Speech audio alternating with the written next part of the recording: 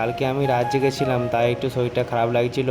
তাই দাদাটাকে বলছিলাম, দাদা শরীরটা খুব খারাপ লাগছে। তা বলে দাদা বললো যে কেন, কি হয়েছে? তাই আমি বললাম কালকে ঢিসুম ঢিসুম ডান্স করছিলাম।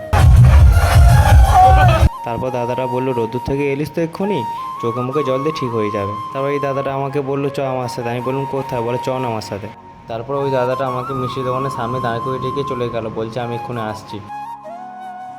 তারপর দেখি দাদাটা একটা টোটো ডেকে নিয়ে আসছে।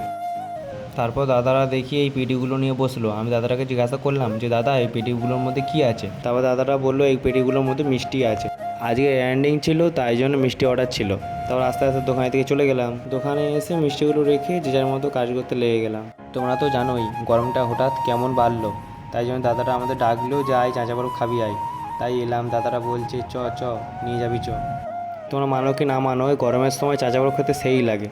চাঁচা বরফটা খাওয়ার পর আমি আমার বিএমডাব্লিউ নিয়ে মার্কেটে বেরিয়ে পড়লাম এই চাঁদের রাস্তার উপর থেকে।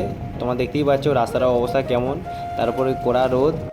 সন্ধেবেলা বাড়ি আসার সময় কটা বন্ধুর সাথে দেখা হলো। বন্ধুরা দেখি কালে জলের ড্রাম ঝেড়ে নিচ্ছে। তারপর দেখি এরাও আসছে। আমি ভিডিও করছি দেখে পুরো দাঁত কেলিয়ে ফেলেছে।